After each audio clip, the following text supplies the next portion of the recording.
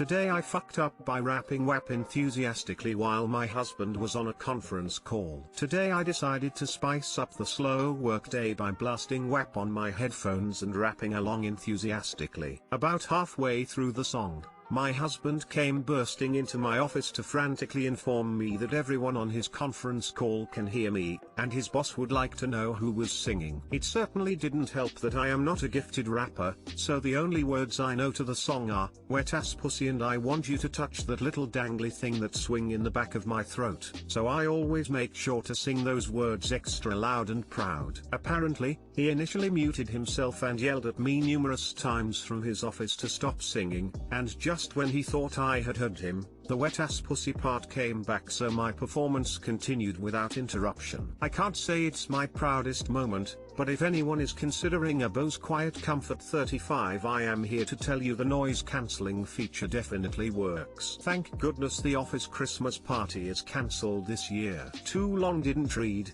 Rapping WAP at 2 p.m. on a Thursday while everyone is working from home is not recommended because your spouse's boss and co-workers will hear you. Edit. Wow, did not expect this to get this much love here. Figured it would just be an embarrassing story for our podcast, but glad it brought a moment of humor for some, during this crazy year. Thank you and stay safe.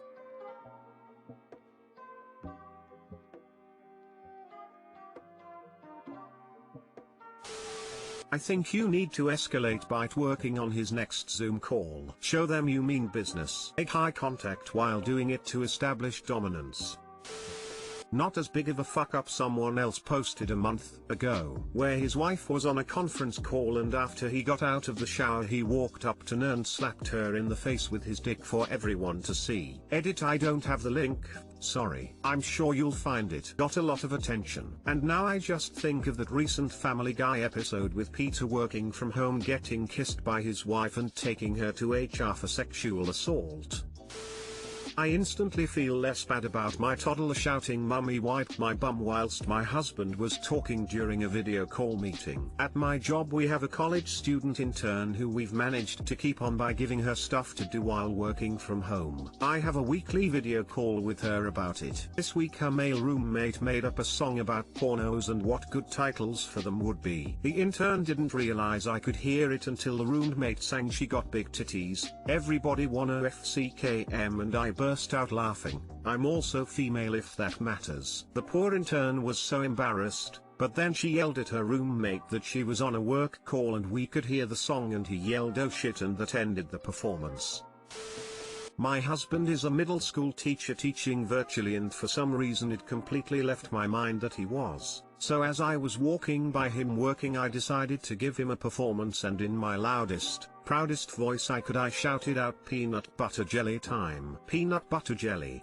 And then I caught his eyes and noticed the look on his face and the realization hit me, and well, nowhere near as bad as yours, but I had to leave the house because I was laughing so hard I was crying and couldn't get it under control. Lol. The boss was impressed apparently. Probably just wondering why his own wife's isn't. Today I fucked up by asking my neighbor to come watch me masturbate. I regularly run into my next door neighbor who's a single mom. We talk random stuff whenever we meet. She talks very openly about literally anything, and that kind of forced me to do the same. I started being honest with her recently. Anyways, to the fuck up. This took place last weekend. I was coming back home walking from my buddy's place who lives on the next lane. I was absolutely wasted, but was still in my senses. My neighbor who I haven't met in almost a week calls me, but I wanted to get home and go to bed, but also didn't want to be an ass, so I go to her. She asks if I'm okay, I guess the smell gave it away, and I was like yeah. She then invites me inside her house, and we sit. We talk some random bullshit like we always do. I then tell her that I want to go home, masturbate and sleep. I honestly don't know what got into me that night, but my mouth wasn't in my control. I say that, and immediately after that I say hey should come sometime. I guess she assumed I was inviting her to come watch me do my thing, which was definitely not my intention. I understood I fucked up very badly, so I abruptly get up and leave. Too long didn't read. My drunken adventures controls my mouth and invites neighbors to watch me jerk off. Why the fuck would you just walk away from a chess game, after just finishing your move? He told her he wanted to polish his bishop then go to bed.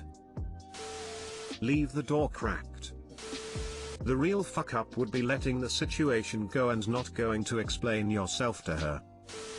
You should go apologize, say you were drunk and meant she should come over for a chat and a cup of tea, not what your drunk mouth said. She can't look inside your head, so best clear up the misunderstanding. Edit, maybe let her know you enjoy talking to her, so you wanted to invite her over instead of always being at hers, but it came out wrong. Edit 2, appreciate the awards, hope you have a great weekend and stay safe out there. What did she say? My guy asking the real questions. Today I fucked up by meeting a famous athlete on his home turf and completely belittling his accomplishments. So, this happened a couple years ago. My boyfriend, now husband, and I were in Death Valley, California for the marathon they have there. He wanted to run a cool marathon, and I was there to support him. I'd run a few 5Ks, but the shortest race they had was a 10K and I was not in shape for that. I spent most of the race sitting in the car working, but my computer died, so I decided to wait by the finish line until my husband finished. While there, I struck up a conversation with a lovely woman who was there with her husband and her friend Marshall, who were both running the marathon. She mentioned that Marshall had run another race called Badwater in the area as well, which I knew nothing about. My husband got back first, so I walked with him to the closest picnic table and sat down after running to the car to get him some water. Then my new friend and her people sat down with us and started chatting. Throughout the conversation I figured out who was who based off what she had told me. We talked for quite a while, and I said to the friend,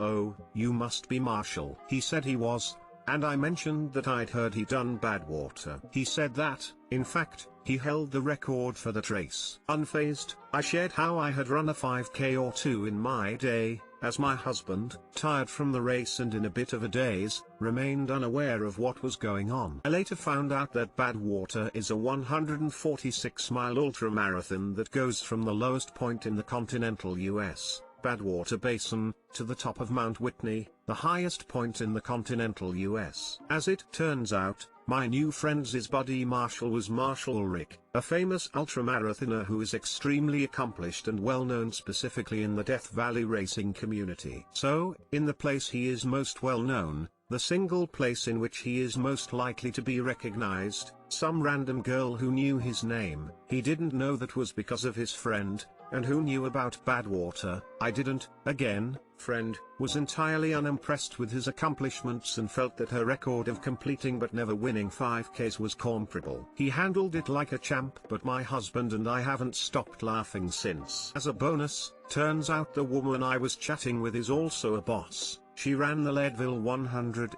and here I am with my 5Ks. Too long didn't read, met famous ultramarathoner Marshall Ulrich on his home turf, openly compared his experience setting world records to my experience running leisurely in 5Ks. Edit, Marshall Ulrich has seen and replied to this post.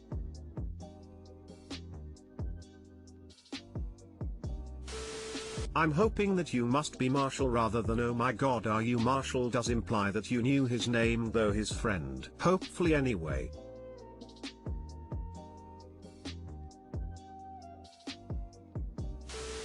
You know, honestly, the guy just sounds humble. He shared his accomplishment and let you talk about yours without scoffing or insisting he was better. He just listened. I doubt he thought you were belittling him. Probably just knew you didn't know who he was and didn't expect you to. But I would have felt the same as you, so I get it. Yeah, he's a pretty cool dude.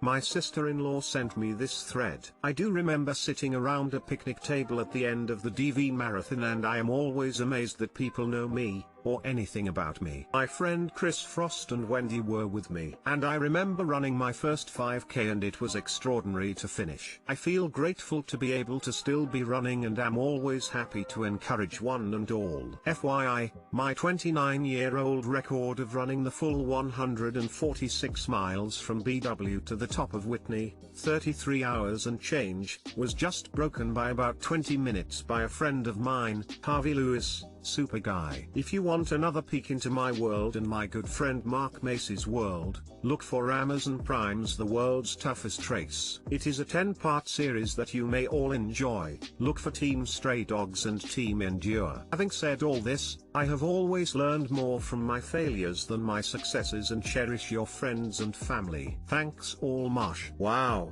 it's great to hear from you. I appreciate how gracious you were in the moment, and the encouragement for me and my 5Ks. I'm not sure if you remember us, but this was back in 2017. My husband was the one running barefoot and holding a pair of scissors the whole time. Either way, my husband read your book and asked me if you'd be willing to let us know next time you run the Death Valley Marathon, because he'd love to get it signed. He's an endurance runner himself. He's done rim to rim in the Grand Canyon a couple times and was signed up for Leadville this year before all the virus stuff happened. You are definitely a role model of his.